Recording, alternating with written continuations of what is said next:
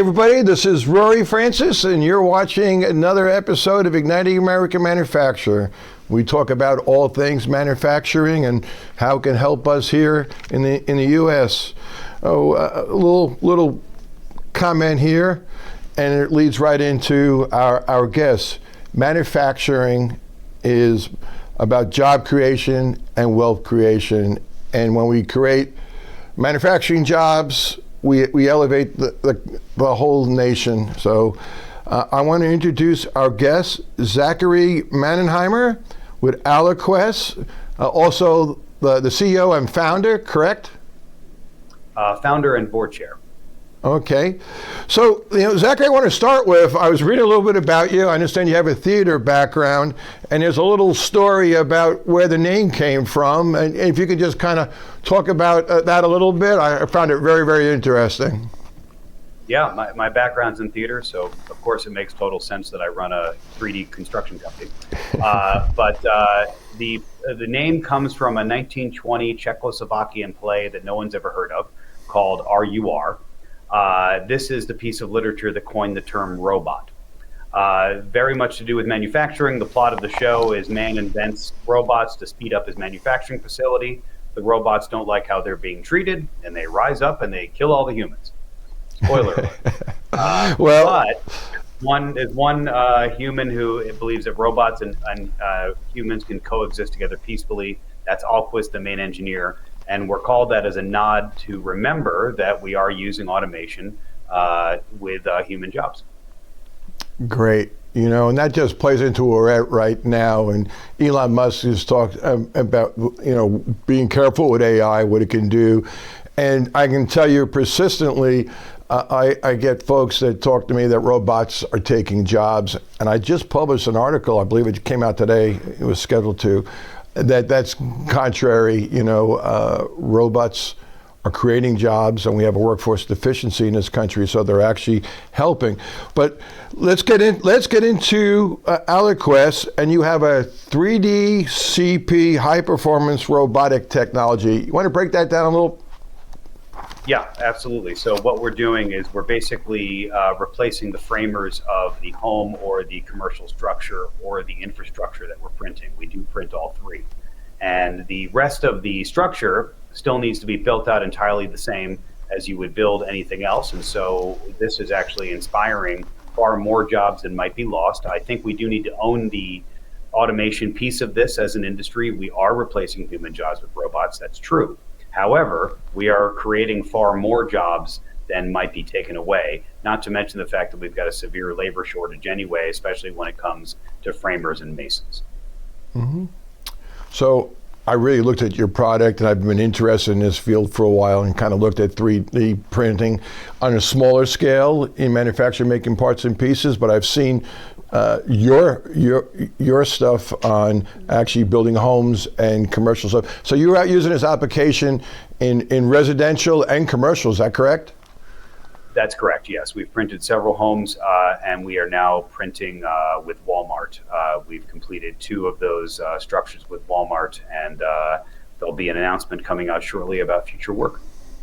Great. So you can go, when you're building a home, you're usually talking 1 or 2 stories, not that high in elevation. When you're talking Walmart, you're actually getting pretty big up there. Do you have any limitations structurally, or how high can you go with this? How big can you scale this? Technically, the only limitation is what we can imagine. You can go as high as you'd like to go. That being said, we have gone as high as 24 feet. We know we can go higher. We haven't had the need to go higher just yet, but we can easily go above 24. A lot of it depends upon the robot itself, the extension that you have, the type of robot you're using, but really it breaks down into the pump system. You need to have a pump system that is strong enough to pump over up to a certain amount of feet. Okay, well, the builder may wants to know the R value and cavity wall and stuff like that, but we're going to leave that for another time. It's getting a little granular. Currently, how many people you have in the firm? 25. 25, okay. And you started just 2017, is that correct? 2001. 2001, okay, you've been around longer. Sorry, I don't know where I got the 17 from. So we're doing 3D printing. a nanocent technology. The equipment is fairly new, folks. Where do we get these people? How do we train them? So that's been the biggest problem in the industry, aside from how do you get the material cost to come down, is you can't go on the street and find people who have experienced 3D printing buildings. So we have to create it. Up until now, we've done all of our training on site, which is expensive and time consuming. To that end, and also the fact that we think the most overlooked piece of this industry is the workforce development opportunity, and how many more people we can get inspired to want to get into the trades because they want to play with giant robots. They may not want to swing a hammer. So we have partnered with Ames Community College in Greeley. We collaborated on a curriculum that launched in the fall of last year. We have 3 courses that are available right now. We've had over 100 students go through those courses. It should take anywhere from 70 to 100 hours to complete these courses. The first class is entirely online. It's all self-guided. You can take it whenever you like. The second 2 are in person, where you're applying what you learned in course 1 to course 2 and 3.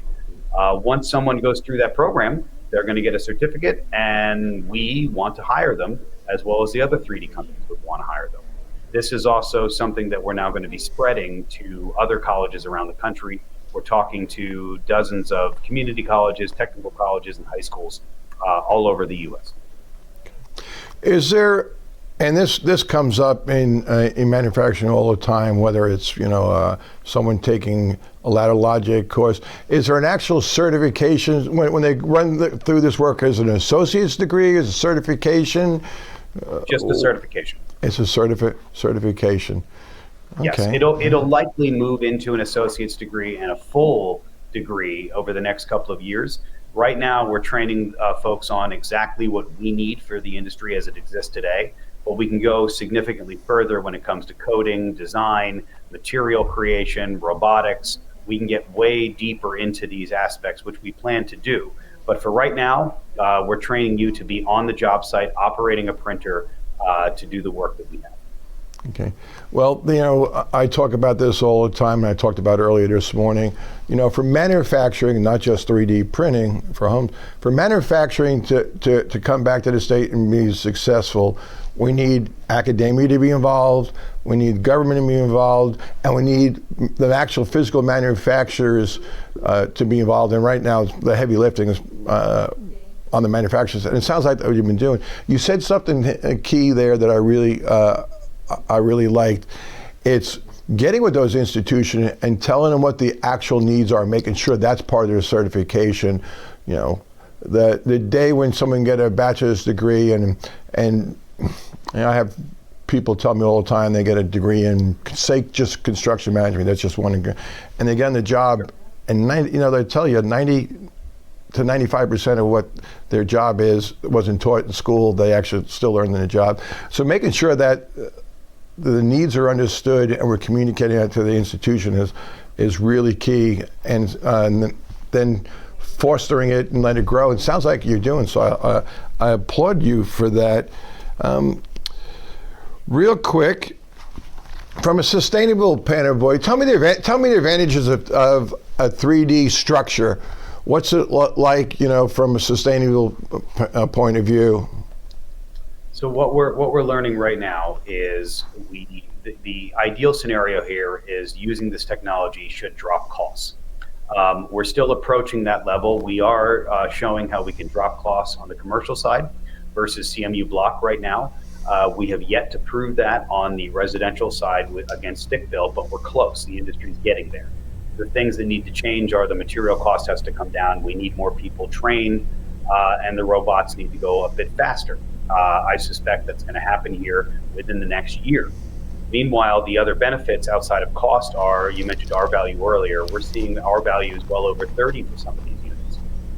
You're going to have significantly less energy usage in these buildings. We are greener on the job site. We are seeing fewer than 5% waste of material on the job site right now. We're also using materials that are approaching carbon neutral. We're not carbon negative yet, but we're getting there. And then, of course, these buildings are virtually indestructible. The PSI levels of most of these wall systems are anywhere from 5,000 to 10,000. So these are going to survive storms. They're going to survive fires. They're going to survive flooding. Things that we have to constantly rebuild communities because of natural disasters. This is one of the methods we can use to combat that. When you add all that up, ultimately the major thing here is how do we save money? And we are approaching that right now. Okay, sounds great. Well, I'm here in Jacksonville, Florida, and we do get hurricanes here occasionally to the south of us. We send to see you more. It sounds like you have a pretty strong structure there. Chase wall filled with insulation. I'm getting a little granular here now. Okay. Yep, that's right. I mean, just to recap at a high level, it's typically 2 widths with a 3-inch bead, 2-inch bead, depends on the design. And then there's typically anywhere from a 4 to 10-inch gap, depending on the design of what you print. And then you put your insulation directly into there. Is your material pure concrete, or is some ash fly in there, or? Currently we're using Sikacrete. We've also used Quickcrete. We've used a dozen other materials. This is by far the wild west of the industry right now. The robots are fairly ubiquitous, but the material is still being generated. None of these materials are 100% concrete. They all have different additives. Certainly many of them have fly ash in them, graphene, and a whole host of other things. We want to get greener with this and stronger. Well, using fly ash will get us greener quicker too. I'm very familiar with the Sikacrete products. Well, Zachary, I love your product. I'd like to see a demonstration live. The videos are great. I'd like to come see something you do one of these days. I'm kind of a tech nerd with robots and actually building, so you get me twice here. So if people want more information about your firm, where can they go to get it? Go to the website, alquist3d.com. Hit us up on LinkedIn.